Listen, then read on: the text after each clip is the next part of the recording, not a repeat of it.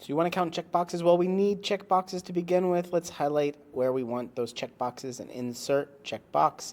Now, let's say we have some things that are approved, that are reviewed, that are completed, and we want to count these. We want to insert a row up here, and let's just count how many are checked. We use COUNTIF, D3:D, criteria, just true.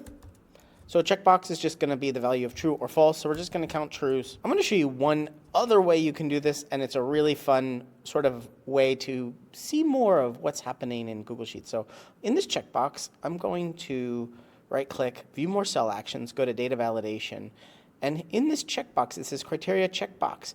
I'm going to check here where it says Use Custom Cell Values, and instead of true, I'm going to put a 1, and instead of unchecked, I'm going to put a 0, and hit Done. Now, you'll notice nothing happened because all of these checkboxes are still checkboxes. It's either going to be checked or not checked.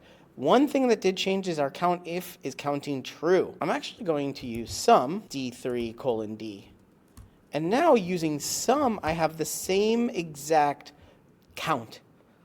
But I'm only using the sum formula because each of these values is either 1 or 0. And as you see, we can check off a few more, and the number keeps going up. So I think that's pretty fun way to use checkboxes in Google Sheets. You're watching Better Sheets here on YouTube. Make sure you check out this video or this video and subscribe right now to get more tips, tricks, how-tos, get more out of your Google Sheets than you ever have before.